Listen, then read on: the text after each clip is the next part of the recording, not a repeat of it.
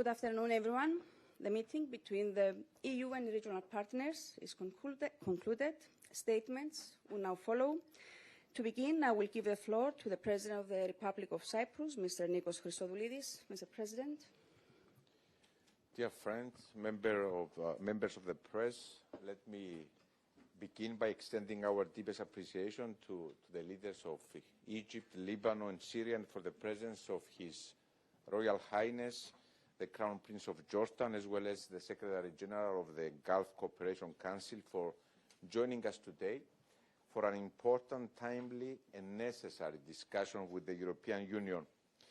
Today, we listened, we exchanged, and most importantly, we focused on solutions. At the time of heightened tensions across our wider region, the need for sustained de-escalation through diplomacy and dialogue has never been more urgent. We are experiencing in real time how quickly instability can transcend borders, threatening civilians, disrupting our economies, and exposing critical infrastructure to risk. And today, we send a clear and united message. Restraint must prevail over escalation, diplomacy must remain at the forefront, and dialogue is the only path to restoring stability. We also stress that the European Union is present, the European Union is engaged and working closely with its partners in this part of its neighbourhood, committed to advancing our shared goals of stability, security and prosperity. This is a core pillar of the Cyprus presidency of the Council of the European Union. In this context, we express solidarity with partners in the Gulf and Jordan. We commended Egypt's mediation efforts for a ceasefire. The Gulf countries have proven yet again that no matter the context, they are reliable partners to Europe. And let me underline in the clearest terms, their security is also Europe's security. Cyprus has and will remain the strongest advocate for the closest cooperation between the European Union and the GCC. We also commended President Aoun's resilient leadership and reaffirm our strong support for Lebanon and its sovereignty, stressing the importance of engagement between Lebanon and Israel. And we reiterate our commitment to support Syria's inclusive recovery. Dear friends, the evolving challenges we face are multiple and complex, and they are not confined within borders. They affect us all, and at the same time, they connect us. They require concrete cooperation and, above all, trust. And today's discussion proved two things: a shared understanding of risks and a shared willingness to act. During our discussion, we identified specific areas where our cooperation can be strengthened, and we agreed on concrete ways to address these challenges, together as partners for the benefit of our countries, our union, and our wider region. Because it is absolutely clear to all of us here, let me repeat it, that the security and stability of this region is interlinked with that of Europe's, that this is a vital neighbourhood, and it is the European Union's neighbourhood.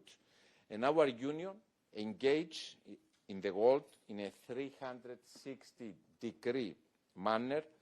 We have never been and never will be a single-issue European Union. In this context, we also discussed how to take forward our engagement with the southern neighbourhood. The Pact for the Mediterranean presented by the European Commission is a dynamic and greatly important tool, and its importance is now magnified by the developments in our region. From the outset, let me mention that Cyprus has supported the Pact as the most serious effort in 2 decades to reset the European Union's engagement with the southern neighbourhood. The Pact is not declaratory in nature, it is operational, and it delivers results and benefits. And that is why we are focusing on implementation through its action plan. Dear friends, I truly hope that today's meeting will be the beginning of a more consistent, more results-oriented dialogue between the European Union and its partners, a dialogue with clear and shared objective, a stronger European Union, hand in hand with a stronger, more stable region, and partnerships that deliver. Cyprus, my country, as the member state of the European Union in the region, at the crossroads of 3 continents, will continue to act as a bridge between the European Union and our wider region, a bridge that connects and delivers, always consistent with our role as an enabler of security and stability, because crises and challenges pave a path for opportunities, and that is the path we're working today. Thank you very much. President of the European Council, Mr. António Costa, the floor is yours. Dear Nikos, dear Ursula, Excellencies, President Aoun and President Al-Shara, first of all, it's a great pleasure to meet with you again after my recent visit with President von der Leyen to your countries in the beginning of the year. I would like to thank President Christodoulidis for hosting this important meeting at such a crucial time. The war in the Middle East has already had disastrous consequences for people, for infrastructure, and for the global economy. And with every day that passes without a solution, the situation is only getting worse. The current situation clearly underscores how closely Europe's security is linked with that of the Middle East, and how vital our cooperation on security and defence has become. That is why our exchange with all of you, your Excellencies, was so timely and useful. To listen to you, to hear your assessment of the current situation, and to offer the support of the European Union. The European Union stands in full solidarity with your countries and your people. You can count on us. Since the beginning, we have consistently called for the de-escalation and negotiations in full respect of international law and international humanitarian law. The recent announcement of the prolongation of the ceasefire on Iran is a welcome step. Negotiations must continue with the objective to find the lasting solution to end this war and address the core concerns. And the Strait of Ormuz must immediately reopen without restrictions and without tolling, in full respect of international law and the principle of freedom of navigation. This is vital for the entire world. Diplomacy is the only sustainable way forward, and the European Union is ready to contribute to all ongoing efforts. This includes the nuclear file and help in restoring the Gulf energy infrastructure in order to stabilize the global energy markets. The situation in Lebanon, dear President, remains a grave concern for us. We hope that an extended ceasefire on the ground, and we call for diplomatic efforts to continue in full respect of international law and Lebanon's sovereignty and territorial integrity. Hezbollah poses an existential threat for Lebanon, and it is a dangerous destabilizing factor for peace and security in the region. President Aoun, you have taken a truly historic decision to ban the military activities of Hezbollah. We will continue to support you and your authorities in your efforts to disarm Hezbollah. This is the only sustainable solution for restoring Lebanon's stability. It is encouraging to see that talks have started between Lebanon and Israel, and it is essential that they continue. And the European Union will keep on providing humanitarian and economic support to help you respond to the challenges you face. Our friends from Egypt and Jordan have also joined us today. They are our strategic partners, and their stability and security are key priorities for the European Union. I was also happy to meet again with President al-Shara. The European Union acknowledges the important steps that you have taken to rebuild Syria. We support your efforts towards a peaceful and inclusive Syria. Finally, let me thank the Secretary General of the Gulf Cooperation Council for joining us here today. This year, we will have our next European Union GCC summit. Now more than ever, we need to strengthen our ties. We are a reliable and predictable partner for all of you, today and in the future. We share your objective of building a prosperous, stable and peaceful future for the region, and we stand ready to contribute further. Many thanks. We now give the floor to the President of the European Commission, Ms. Ursula von der Leyen. Thank you very much. First of all, many thanks to President Christodoulides, dear Nikos, for hosting. Voila. Again, important that I thank you, dear Nikos, for hosting us here today, together with my friend António Costa, President Aoun, President al-Shara. We had a very good meeting. We welcome indeed the prolongation of the ceasefire between the United States and Iran and the ceasefire between Lebanon and Israel.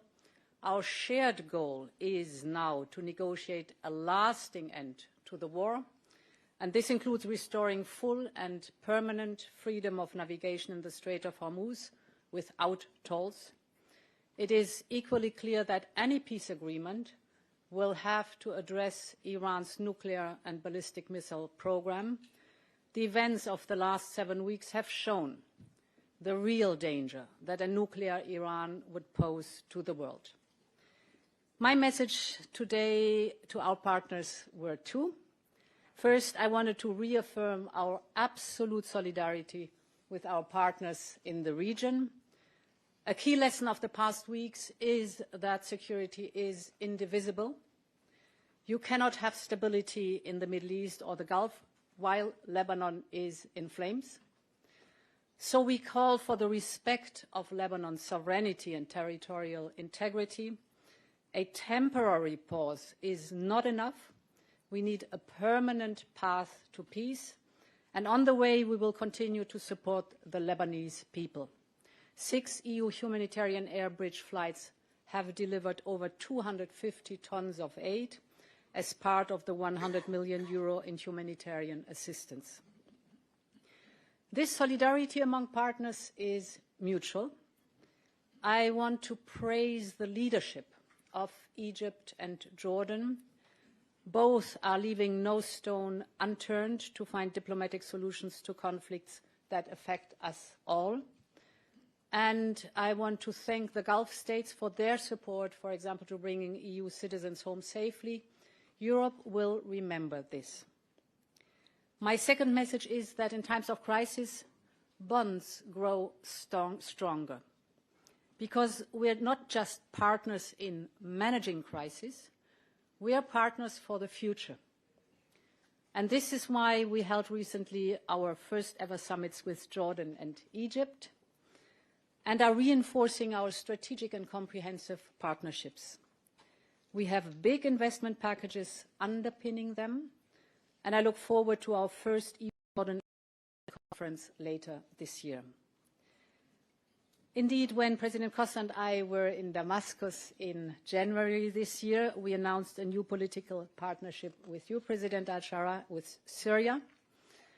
Earlier this week, we have proposed resuming the EU-Syria cooperation agreement, and in 2 weeks, we will host the first high-level political dialogue between Syria and the European Union, paving the way for a possible future association agreement. We will keep supporting the revival of Syria's economy and the reconciliation of its society. Turning to the Gulf countries, last week the Secretary General of the GCC and I agreed that our partnership needs to become a broader geopolitical partnership. The EU-GCC summit later this year, I think, gives us the opportunity to do exactly this. We are also ready to team up with the Gulf countries to diversify export infrastructure away from solely the bottleneck of the Hormuz Strait. And now is the time to advance promising connectivity projects like IMEC, the India, Middle East, Europe Economic Corridor. Finally, the events of the past month have taught us a hard truth. Our security is not just related, it is intrinsically linked. A threat to a merchant vessel in the Strait of Hormuz is a threat to a factory, for example, in Belgium. So today I propose that we move beyond reactive crisis management. First, we could consider expanding the scope of missions like Operation Aspides, evolving from mere protection to a sophisticated joint maritime coordination. Second, the threat of mass proliferation of drones and missiles is sadly a shared reality. We should set up a structural cooperation of scaling up defense production. So together, let us build a region where peace is not merely the absence of war, but the presence of a secure and prosperous future for all our citizens. Thank you very much. President of the Lebanese Republic, Mr. Joseph Aoun, you now have the floor. الرئيس صديق نيكوس، أود أولا أن أتوجه بالشكر إلى جمهورية قبرص على استضافتها لهذا اللقاء في هذا التوقيت البالغ الأهمية، وعلى الدور الذي تقوم به في هذه المرحلة الدقيقة في تعزيز الحوار بين أوروبا ودول المنطقة. كما أود أن أعرب عن تقديري لجميع القادة والشركاء على استمرار دعمهم ووقوفهم إلى جانب لبنان. لقد شكل هذا اللقاء فرصة مهمة لمناقشة التحديات المشتركة التي نواجهها اليوم في ظل تصاعد التوترات في المنطقة، والتأكيد على أهمية خفض التصعيد وتعزيز الاستقرار لإيجاد حل مستدام في منطقتنا، لما لذلك من تداعيات مباشرة على أمن الطاقة والاستقرار الاقتصادي وحركة التجارة وأمن الممرات البحرية. من جانبنا عرضنا خلال الاجتماعات واقع الوضع في لبنان، حيث يواجه بلدنا حربا متجددة جاءت في وقت لم يكن قد تعافى فيه بعد من أزمات متراكمة، مما أدى إلى تفاقم التحديات الإنسانية والاقتصادية بشكل كبير. اليوم يتحمل لبنان كلفة إنسانية كبيرة مع نزوح واسع وضغط غير مسبوق على البنى التحتية والخدمات، إلى جانب أضرار كبيرة في القطاعات الحيوية وتراجع في النشاط الاقتصادي. لكن في الوقت نفسه أكدنا أن لبنان لا ينظر إلى هذه المرحلة فقط من زاوية الأزمة، بل أيضا من زاوية الفرص التي يمكن أن تضيع إن لم نتحرك معا. فالمنطقة تمتلك إمكانات كبيرة للتكامل الاقتصادي ولتعزيز الترابط في مجالات الطاقة والتجارة والخدمات، وهي إمكانات لا يمكن تحقيقها في ظل عدم الاستقرار. وفي هذا السياق شددنا على أن استقرار لبنان هو جزء من استقرار المنطقة، وأن ما يحدث فيه لا يبقى محصورا ضمن حدوده، بل ينعكس على محيطه وعلى شركائه. كما أكدنا أهمية الانتقال من إدارة الأزمات إلى مرحلة التعافي من خلال تعزيز التعاون مع شركائنا الأوروبيين، ليس فقط في الدعم الإنساني بل أيضا في الاستثمار وإعادة الأعمار وتعزيز الترابط الاقتصادي في شرق المتوسط. لبنان مستعد لأن يكون جزءا من هذه المرحلة، ليس فقط كبلد يواجه تحديات بل كشريك في بناء الاستقرار وتعزيز النمو في المنطقة. نتطلع إلى البناء على هذا الحوار وتعزيز التعاون في المرحلة المقبلة بما يخدم مصالح شعوبنا المشتركة. شكرا.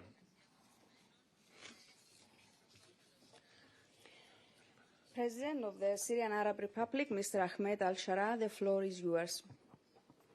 بسم الله الرحمن الرحيم. أولا أقدر لكل زملائي الاتحاد الأوروبي دعوتنا لهذه المشاركة المهمة في هذا الوقت الحساس. يمثل اجتماعنا اليوم لحظة نضج سياسي واستراتيجي تكرس واقعا جيوسياسيا جديدا يتجاوز الأطر التقليدية للتعاون. نحن نقف على ضفة هذا المتوسط المشترك لنؤكد حقيقة راسخة، وهي أن أمن القارة الأوروبية واستقرار منطقتنا يمثلان توازنا جيوسياسيا لا يقبل التجزئة، ويفرض علينا العمل بروح الشراكة المتكافئة والمسؤولية الجماعية. ويتجلى ثقل هذه المسؤولية اليوم وسط التحديات القاسية التي تمس أمن مواطني المنطقة ومجتمعاتهم، وتضرب عصب التجارة العالمية، حيث يدخل إغلاق مضيق هرمز أو يشكل إغلاق مضيق هرمز مما خطرا كبيرا ما يضعنا أمام استحقاق تاريخي يفرض ابتكار بدائل استراتيجية من قلب منطقتنا. إننا نعلم اليوم أن أوروبا تحتاج إلى سوريا بقدر ما تحتاج سوريا إلى أوروبا، فالشراكة الأوروبية العربية المتوسطية غدت المسار الحتمي والملاذ الآمن لاستدامة تدفقات طاقة وضمان أمن الإمدادات العالمية. غير أنه لا يفوتني أن أضع المجتمع الدولي أمام مسؤولياته إزاء الانتهاكات الإسرائيلية المتواصلة بحق السيادة السورية من توغلات برية وغارات جوية وخروقات شبه يومية تطال أراضينا وأجوائنا في مخالفة صريحة لاتفاقية فض الاشتباك لعام 1974 ولأبسط قواعد القانون الدولي. إن هذه الاعتداءات لا تستهدف الأمن السوري فحسب، بل تستهدف في جوهرها مسار التعافي وإعادة الإعمار، وتضرب الاستقرار الإقليمي الذي يشكل الأساس الذي تقوم عليه شراكتنا مع الاتحاد الأوروبي. ولذلك فإن التزام شركائنا الأوروبيين بأمن سوريا واستقرارها يقتضي موقفا حازما يلزم إسرائيل بوقف اعتداءاته فورا، فحماية المسار الذي انطلق اليوم تبدأ من حماية الأرض التي ينهض عليها. ومن جانبنا فإننا نؤكد أن سوريا التي كانت ساحة لصراعات الآخرين تختار اليوم بإرادة شعبها ومؤسساتها أن تكون جسرا للأمان وركيزة أساسية للحل. الجغرافيا قدرنا والشراكة قرارنا.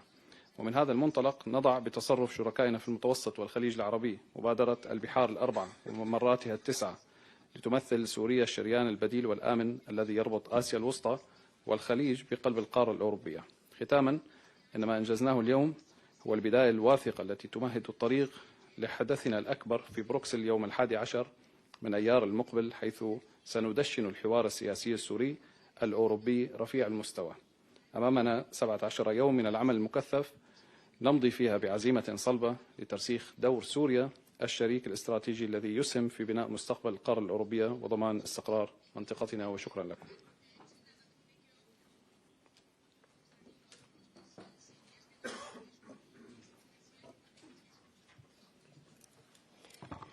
Your Excellencies, thank you very much. We conclude now the part of the statements. Thank you.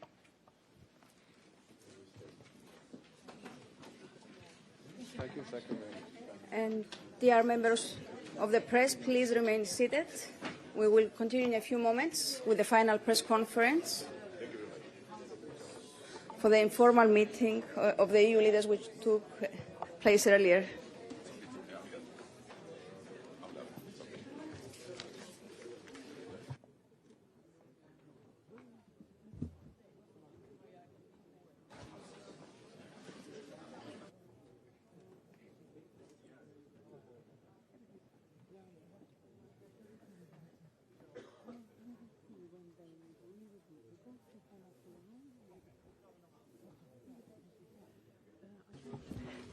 Good afternoon.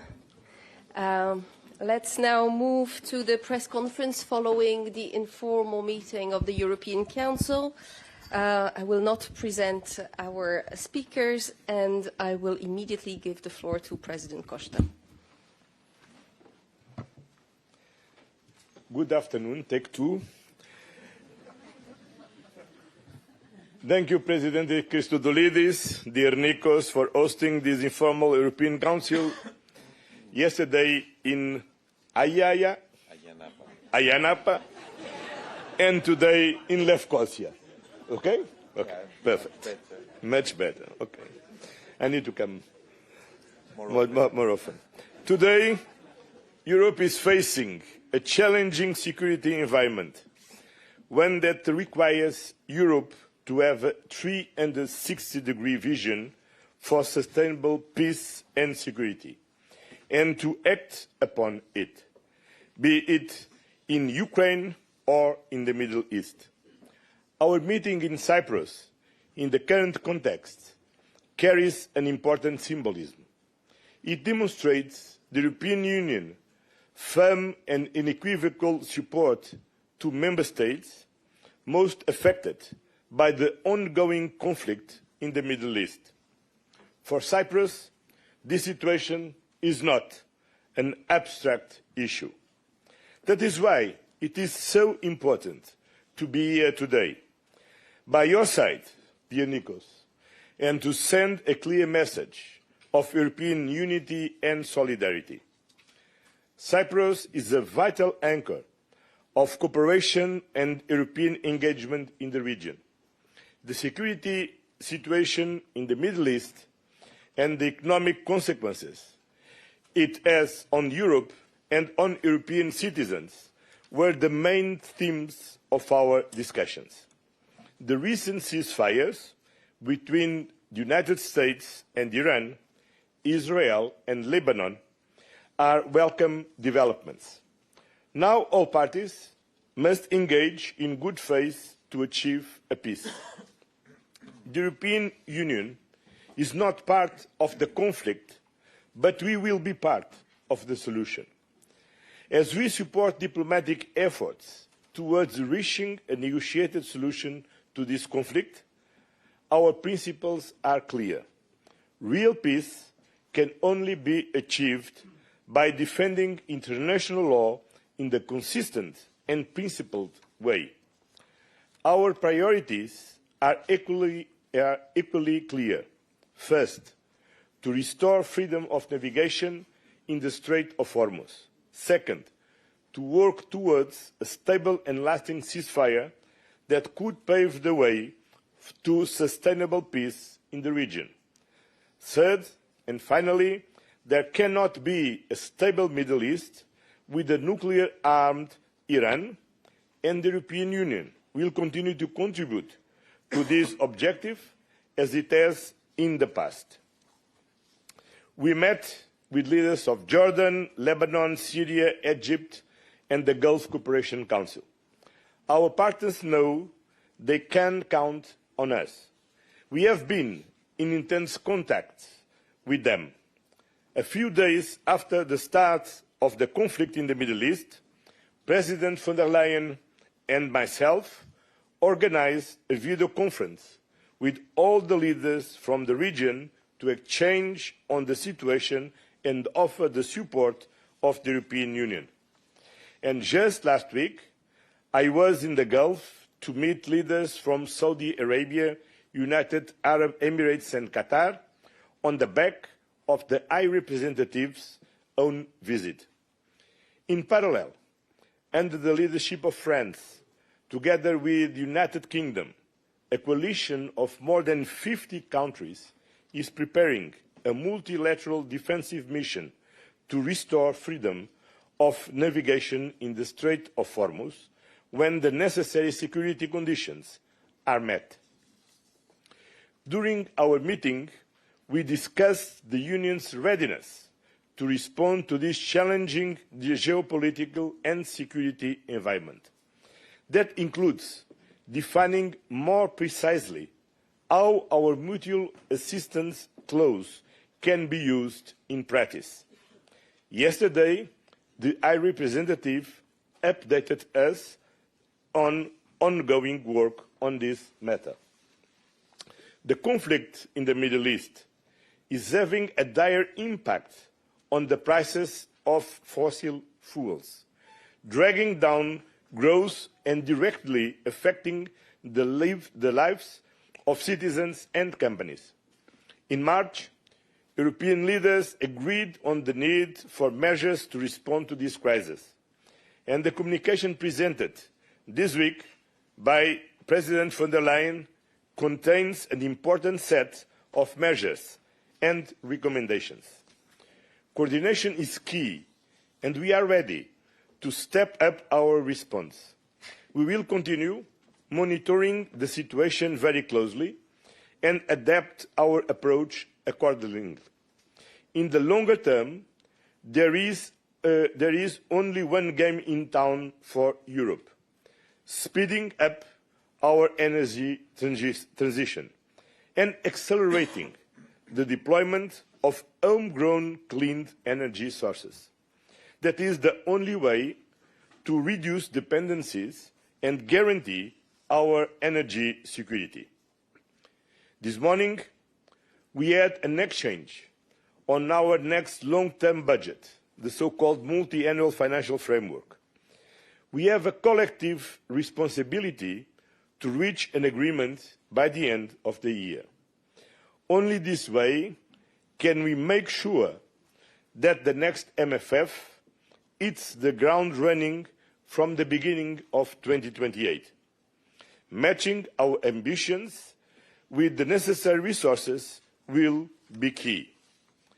Our debate today confirms the new own resources will have to play an important role to fund the budget. There is still work to be done. The Commission's new own resource package proposal will continue to be the basis for this further work. And there was also openness to consider other proposals, namely put forward by the European Parliament. Our discussion provided important guidance for the next step. Good luck, Nikos. We will return to the MFF discussion in June on the basis of the first proposal with figures prepared by the Cypriot presidency. So, to conclude, this is how Europe is responding to the challenging geopolitical environment. We are supporting Ukraine in its defense against Russian aggression. We are playing an active role in achieving lasting peace to the Middle East. We are protecting our citizens and companies from economic shocks. And we are preparing the ground for an ambitious long-term European Union budget. Thank you, dear Nikos, for your hospitality and for offering us this wonderful setting for our meeting. Thank you. Thank you. I now give the floor to President Christodoulides. Dear Antonio, dear Ursula, dear friends, allow me to begin by noting that it is a moment of deep significance to welcome to Cyprus my colleagues from the 26 member states and, of course, the leadership of the European Union institutions. This is, in fact, the first time that Cyprus is hosting an informal meeting of the EU heads of state and government, and it is a moment of pride for my country, the same sense of pride and responsibility with which we have undertaken our institutional responsibility of the presidency of the Council of the European Union. The informal meeting began yesterday in the partially occupied Famagustan district at Agia Napa, and today we stand together in Nicosia, in a European capital, the last divided in the European continent, that serves as a mirror for Europe's greatest challenges and at the same time of its most profound successes. It is actually this experience of living conditions of occupation that fuels our deep-rooted conviction in the European project and further European integration. And this is precisely what this moment calls for: more European integration and a more strategically autonomous, independent union. And this is at the heart of our presidency and encapsulated in our motto, a more autonomous union, open to the world. And this was the common theme underpinning our discussions last night and this morning. Last night, we began with an exchange with President Zelensky and underlined our steadfast support to Ukraine. We are very pleased that we have delivered on the 19 billion loan for Ukraine, a file that the Cyprus presidency worked with urgency to implement following the December European Council. Support to Ukraine across the board is a key priority of our presidency because we stand in defense of international legality wherever it is violated, and Cyprus has a first-hand understanding of the devastating consequences of invasion and occupation. Last night, we continue our exchange with addressing the geopolitical developments following the war in Iran and the greater Middle East, and most importantly, how we, as a union, respond for de-escalation, for lasting peace, for safeguarding freedom of navigation. And in fact, developments in our region remind us that in an interconnected world, there is no such thing as a crisis that does not concern us.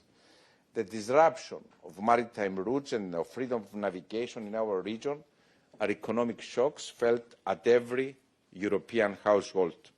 And so, let me repeat it, I reject any narrative that disassociates Europe from these developments, because this is our neighbourhood.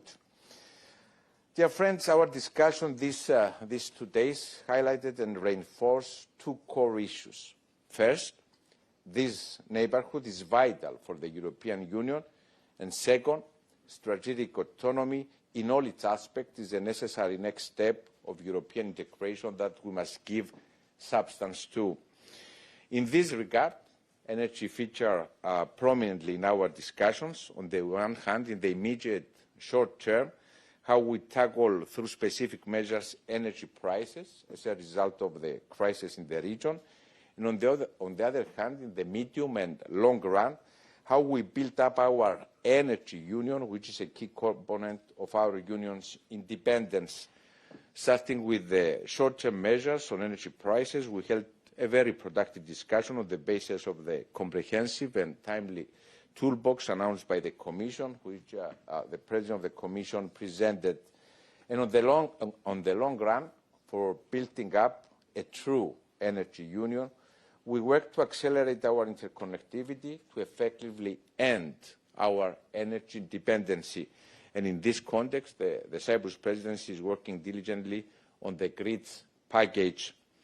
Hand in hand with this work and serving our overall goal for enhancing our competitiveness, because we can be more independent only if we can be more competitive. This morning I signed on behalf of the Council, together with the President of the Commission, the President of the Parliament, the One Market, One Europe roadmap presented by the Commission. This roadmap is comprehensive, has concrete timelines of delivery, and constitutes a strong signal of our collective determination to truly boost European competitiveness. And the Cyprus presidency has acted with urgency and ambition on this agenda, and will continue tirelessly building consensus to advance a deeper, stronger single market. During our discussion, and in light of regional developments and the strong European solidarity in action to Cyprus, we all agree that our collective security cannot remain a dormant concept on paper. All of us agreed that when the sovereignty of one member state is threatened, the response is not a question of if, but how fast. Therefore, we cannot continue to rely, if you want, on ad hoc arrangements. We must formalise the mutual defence clause into a structured, operational mechanism, and be capable of transforming political statements into predictable action by operationalising Article 42.7 through a clear manual that ensures that the Union acts as a credible guarantor of security. And we know very well, dear friends, that we cannot fund the security and prosperity of the future with the tools of the past. To give true substance to our sovereignty, we must have the financial backbone to support it. Therefore, today, as Antonio mentioned, we focus on the financial equation of the next MFF, how to match our union's growing ambitions with the appropriate level of resources. As presidency, we are ready to do the difficult work. We have led significant groundwork, bringing positions around key issues. We have already tabled a targeted revision of the negotiating box addressing key issues, and this work provides a solid basis for the next phase of our negotiations. We will further accelerate and intensify our work in the coming weeks with the aim of presenting, yes, a negotiating box with figures at June European Council. Our objective is clear, and we will succeed to deliver a mature file to our Irish partners so as to move steadily towards a political agreement, as you very correctly mentioned, Antonio, by the end of 2026.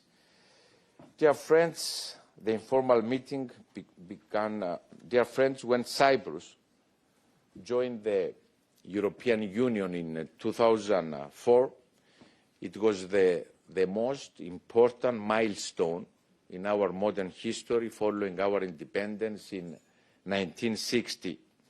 And today, as we host the first European Council in Cyprus, we do so with the conviction that a stronger, more autonomous, independent Europe is the only path forward.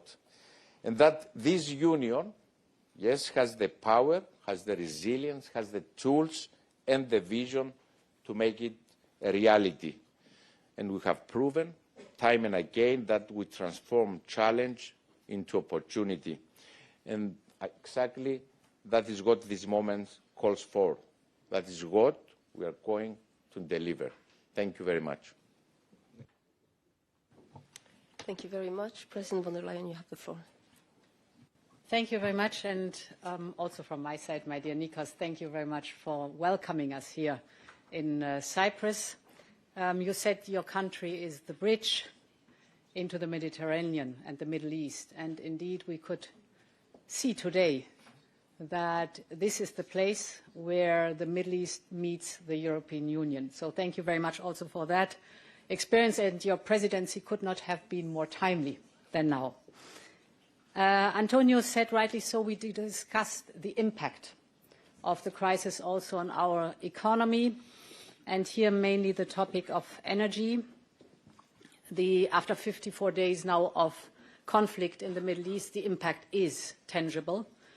Let me give you a figure. Since the beginning of this conflict, our bill for imported fossil fuels has increased by over 25 billion euros without a single molecule of energy in addition.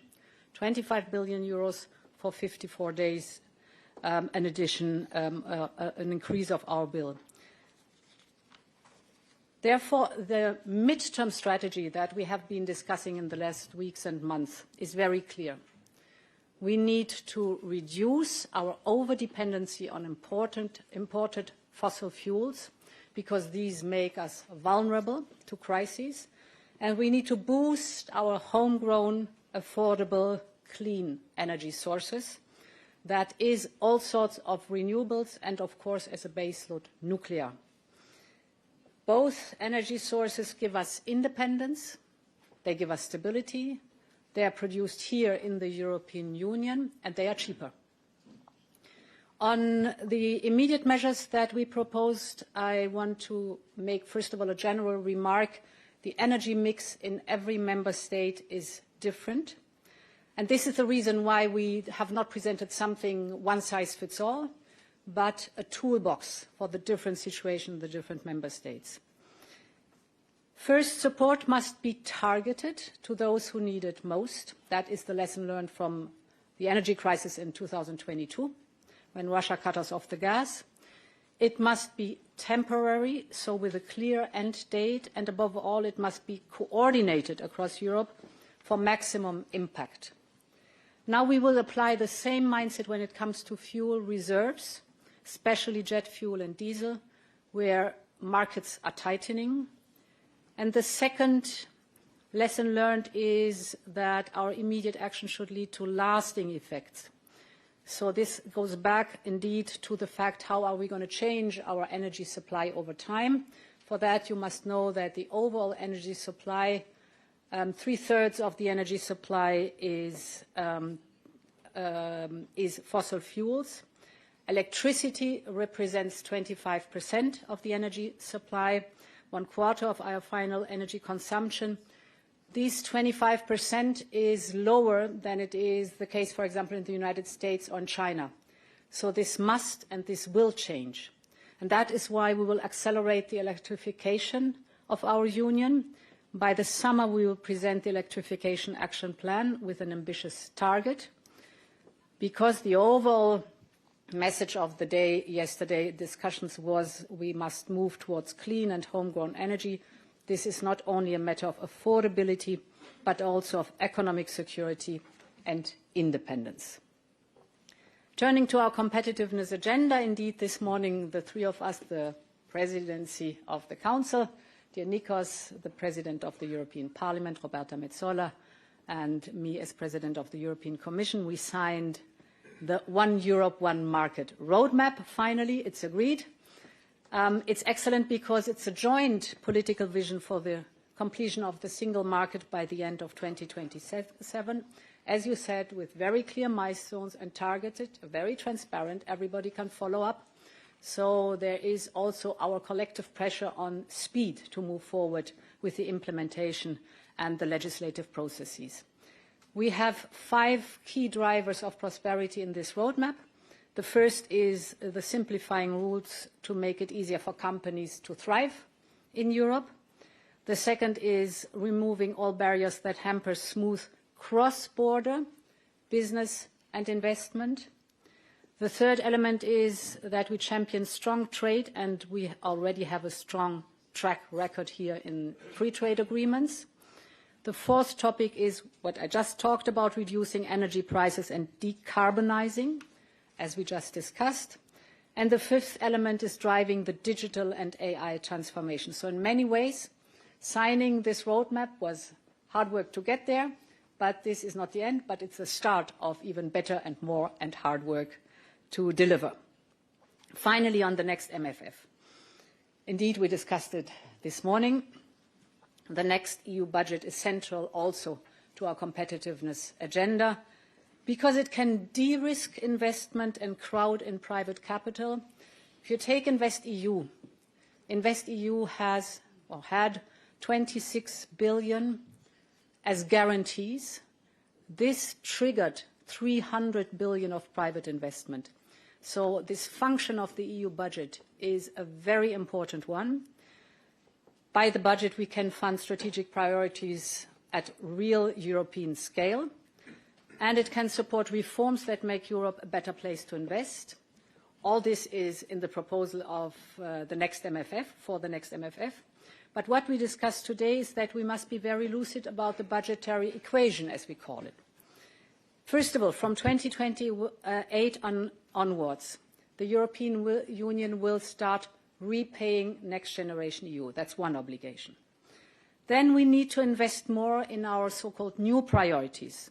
This is the European competitiveness, it is AI, it is quantum, defense, security, energy, you know the topics, the new priorities. The third point is of importance that we want to sustain funding for the European Union's long-standing priorities. This is the common agriculture policy and cohesion. And of course, we want to keep the national contributions in check.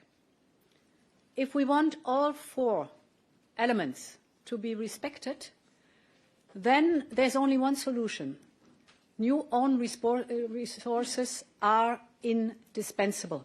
We need new own resources. And that was the discussion that we had today. I presented the different elements of the package of the new own resources. Without them, the choice is stark. It's either higher national contributions or it's lower spending capacity. That's the only options that are out there.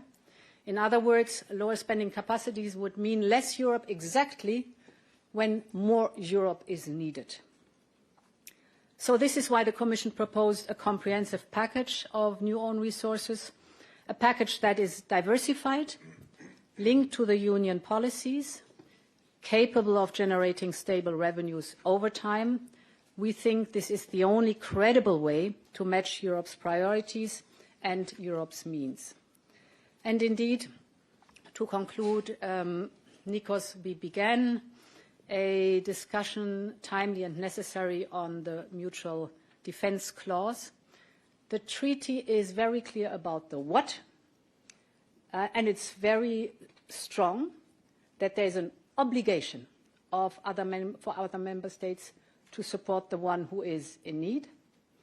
The treaty is not clear about what happens when and who does what. And this is the topic we are working on intensively today, together with the, not only today, we have discussed it today, but we are working on that topic together with the High Representative and the Commissioner for Defence. We have a very good example with the Union Civil Protection Mechanism since 20 years in place. Their member states know exactly how to trigger. Everyone knows one's responsibilities and duties. A cascade is triggered, and it is working very effectively. There's a second element that we started to discuss, that is, what is the period before the mutual defence clause? So this period is the grey zone of hybrid attacks, of cyber attacks, of disinformation, of manipulation. And this is a very important period because this has to create the awareness with the member states that something is developing. And at best, it is a time where you can work to prevent an escalation to an armed conflict and to de-escalate. Also, this part of the equation we have been starting to discuss, but there's certainly a long way still to go to complete the picture. Thank you. Thank you. I will now open the floor for question, and I will start with you.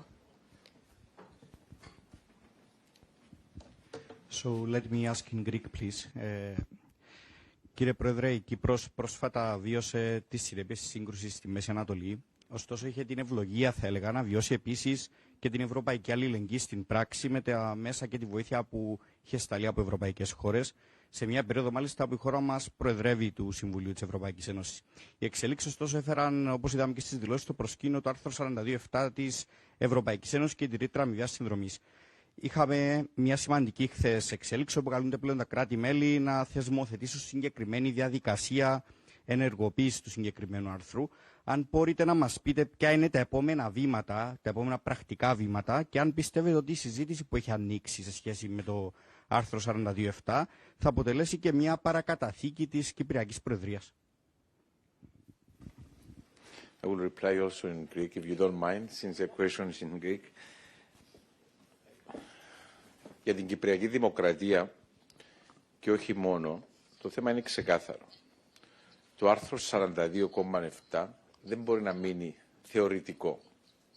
Πρέπει να αποκτήσει ουσία, πρέπει να είναι πλήρως επιχειρησιακό και να είναι αξιόπιστο.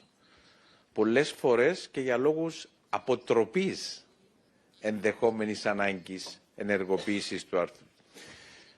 Ήδη, όπως ανέφερε πολύ εύστοχα η πρόεδρος της Επιτροπής, γίνεται δουλειά σε επίπεδο της Επιτροπής από την εκπρόσωπο, αλλά και από τον αρμόδιο επίτροπο. Εγώ να σας πω ότι σήμερα κράτη-μέλη από όλες τις γεωγραφικές περιοχές που καλύπτει η Ευρωπαϊκή Ένωση θα αποταθούμε προς την πρόεδρο της Επιτροπής, στέλνοντας συγκεκριμένες ιδέες σε σχέση με αυτό που προανέφερα, την ανάγκη να υπάρχουν συγκεκριμένα ένα επιχειρησιακό σχέδιο για το πώς λειτουργεί η Ευρωπαϊκή Ένωση. Υπάρχει ένα πολύ καλό προηγούμενο, ο μηχανισμός πολιτικής προστασίας που ανέφερε η πρόεδρος της Επιτροπής, στον οποίο μπορούμε να βασιστούμε για να προχωρήσουμε. Είναι σημαντικό και αν θέλετε είναι ενδεικτικό των εξελίξεων ότι βλέπουμε χώρες, θα μου επιτρέπετε να το αναφέρω δημόσια, βλέπουμε χώρες οι οποίες είναι ισχυροί υποστηρικτές του ΝΑΤΟ, είναι στο σκληρό πυρήνα του ΝΑΤΟ, και αναφέρουμε στην Πολωνία, οι οποίες μιλούν για την ανάγκη να προχωρήσουμε δίνοντας ουσία και επιχειρησιακό πλάνο στο άρθρο 42,7. Σκεφτείτε, στην Ευρωπαϊκή Ένωση υπάρχουν κάποια κράτη-μέλη που δεν είναι κράτη-μέλη του ΝΑΤΟ και πέραν αυτών των κρατών βλέπουμε και κράτη τα οποία είναι πολύ κοντά στο ΝΑΤΟ, είναι ισχυροί υποστηριχτές του ΝΑΤΟ, όπως η Πολωνία, να υποστηρίζει την ανάγκη η Ευρωπαϊκή Ένωση να προχωρήσει δίνοντας επιχειρησιακό σχεδιασμό στο συγκεκριμένο άρθρο. Γιατί δεν μπορούμε να μιλάμε για αυτονομία της Ευρωπαϊκής Ένωσης αν σε αυτούς τους τομείς δεν έχουμε συγκεκριμένο σχεδιασμό για το πώς θα κινηθούμε. Άρα από δικής μας πλευράς, όπως προανέφερα ήδη με κάποια κράτη-μέλη, είμαστε σε επαφή από όλες τις γεωγραφικές περιοχές που καλύπτει η Ευρωπαϊκή Ένωση. Θα αποταθούμε στην Πρόεδρο της Επιτροπής με πολύ συγκεκριμένες ιδέες. Thank you. Next, Antonio.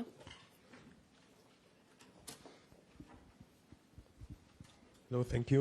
Antonio Hermosín for the Spanish news agency EFE. Two questions, if I may.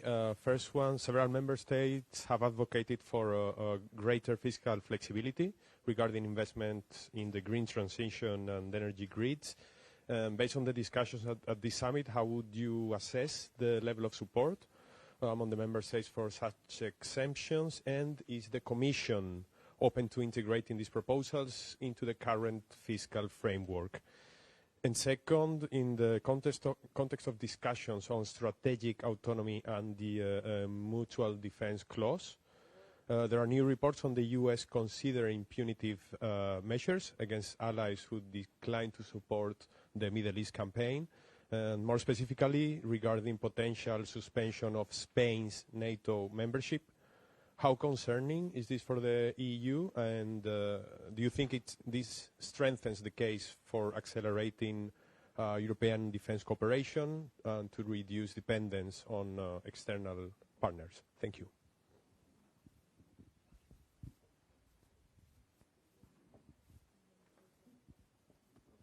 I start with the fiscal flexibility, you called it, I think.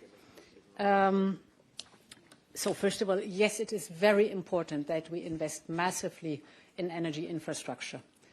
We've spoken a lot about the energy sources, but I have not spoken enough about the fact that we need the grids, the interconnector, we need massive research and development in storing, so batteries, and the so-called flexibility that is artificial intelligence, managing that the energy flows best where it's needed most, and that the energy mix is optimal.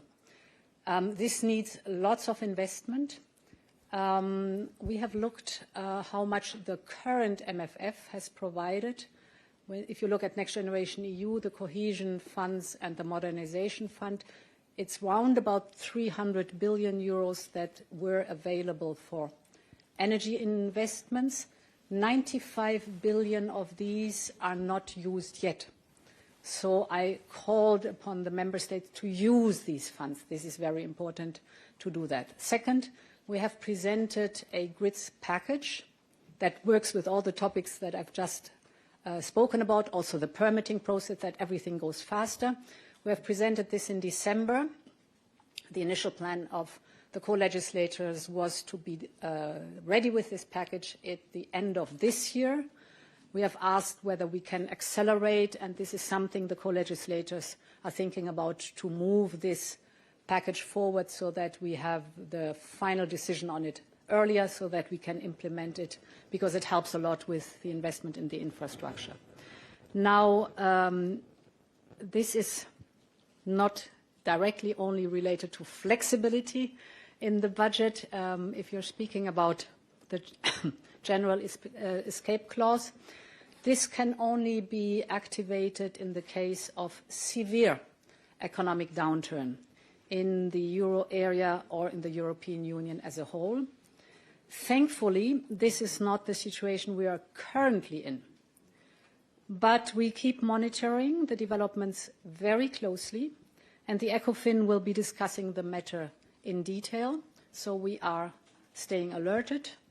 One element I should also add to that, we have just flexibilized the state aid framework also for these types of investments or support in the situation with energy scarcity and high energy prices too.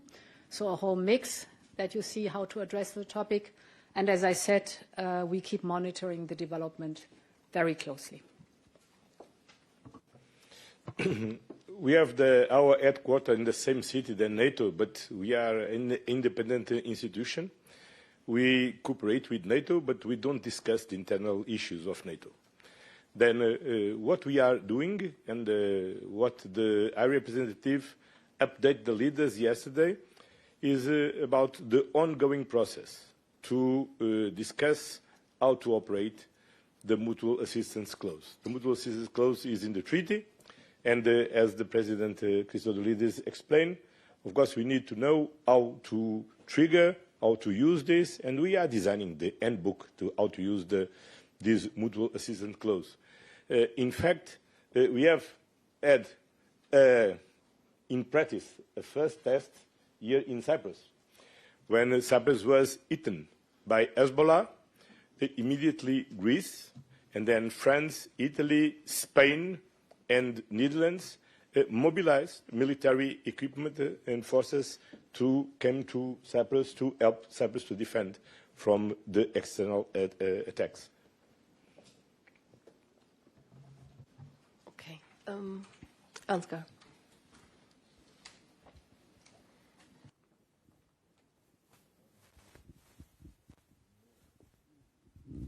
Thank you. Ansgar Hase, German press agency, DPA. A question to all of you. Yesterday, the German government offered to support an easing of EU sanctions against Iran if there is a comprehensive agreement that includes the reopening of the Strait of Hormuz.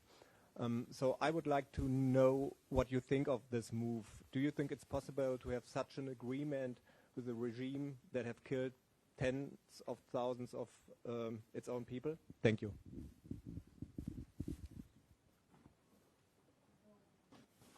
I start? Yes. German. Oh, well, then that's not fair. So, can I have first the Portuguese answer? No, we speak as one. We are both European. And indeed, as you said, Iran keeps attacking its neighbors and repressing its own people.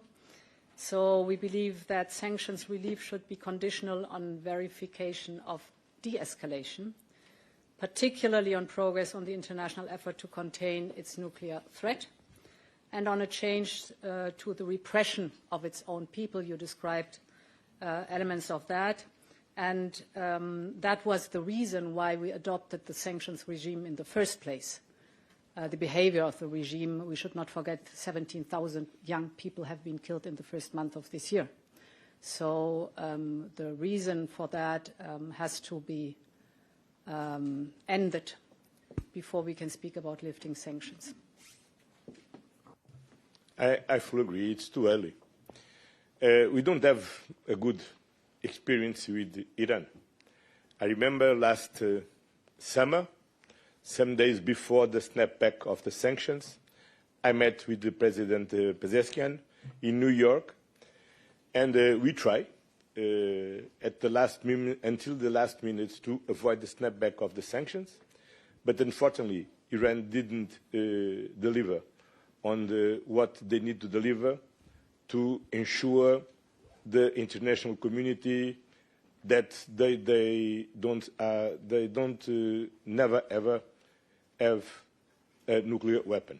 And we cannot ignore the nature of the regime, the violence of the regime against their people, and the thousands of people they killed very recently. Then I think it's too early to talk about relieve any kind of sanctions. But of course, we wish that the ceasefire could be last and open the space for diplomacy and from diplomacy to address the core issues. And the core issues are not only the nuclear issue. We need to address also the issue of the ballistic missiles, because this is a key element for the security in the region and also for Europe. And also they need to end the support of their proxies who are destabilizing the region and threatening also Europe. So a regional reply. Without commenting on the issue of lifting the sanctions or no, but we cannot reach de-escalation in Iran, in the region, without the active participation of the European Union. And this is also, we want the message from the countries of the region. I'm not commenting on the sanctions, but I will say that as a European Union, we have the tools, we have the means in order to safeguard a permanent de-escalation. Thank you. I will take one final question. Razia.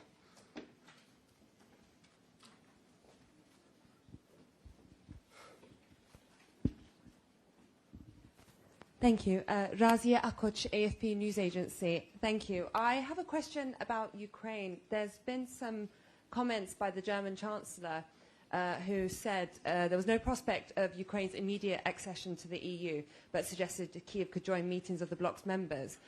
Everyone agrees that, or at least perhaps privately and most publicly agree that it's impossible for Ukraine to join the EU immediately. So I kind of wanted to understand what the path forward then would be. You know, what are the alternatives? Could you speak to what that would look like? And how long would it then take for Ukraine to reach full membership? Thank you. May I? Yes. Okay. Not in German. Look, in the June 2022, we approved by unanimity to give the status of candidate country to Ukraine. And since then, Ukraine is working very hard with the European Commission in order to implement all the reforms they need to implement to ensure the accession to the European Union. All the member states know how difficult is the accession process. I don't know how many years Cyprus spent on this. I know my country spent 9 years negotiating this, the accession. And after this, with a lot of transitional clauses for a long time, then it's always very difficult. And of course, what is very, very, very impressive in all the assessments from the European Commission is to see how, in this such difficult situation, a country in war, suffering a war of aggression, is delivering on their capacity to make reforms. It's not the end of the process. It's a long process, a very hard one, but we cannot try to fix artificial moments to say is in the 3 months or is in 10 years. We need to work very hard and to continue to work very hard to deliver on this, and as soon as possible. And this is the same to Moldova, and this is the same to the 6 Western Balkans countries who are negotiating with us the accession process. And we will continue on this, because for us it's very clear that first, strictly from the economic point of view, it's important to enlarge our single market.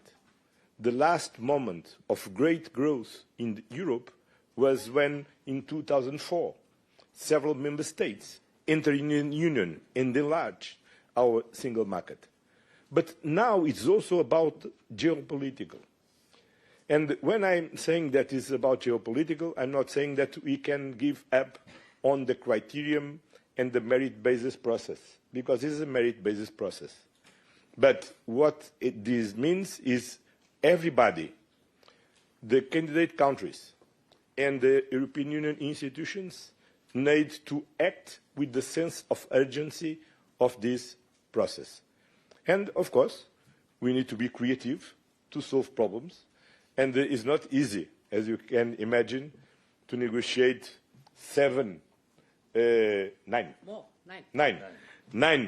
accession process at the same time, and especially with a country with the dimension and in the current situation of Ukraine. But we believe in the future of Ukraine, and we believe that the future of Ukraine is in the European Union. I can only echo that because, I mean, it's very important. We have in 2020 renewed the methodology for the accession process. So this is also a set of clear rules among us and the potential candidate countries. And both sides rely on that, so it's a two-way contract if you are a candidate country. It's hard reforms that the candidate countries have to do. We expect them to only move forward if they deliver on these reforms. But the other way around is also true. If they deliver on the reforms, they have a certain right to move forward in the process. In the very end, it is a political decision by all member states, because by unanimity you have to then decide on accession. But the way forward, the merits-based process forward, has to be respected for both sides to know what to rely on. I want to say explicitly that Ukraine in the last months specifically has worked very, very hard and delivered through the rather important reforms to unlock, for example, European funding, and this has to this has to be rewarded on our side too.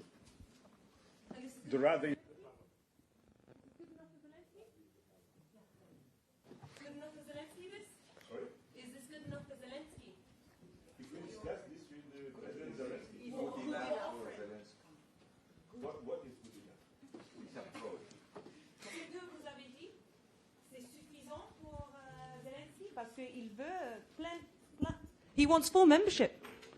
But of course he is. But he wants it quickly. But look, what we are doing is negotiate. All this accession process is towards the full accession of all these member states, these candidate members. That is an ongoing process, and we need to continue to work. Thank you. Thank you very much for attending this press conference. Have a good weekend.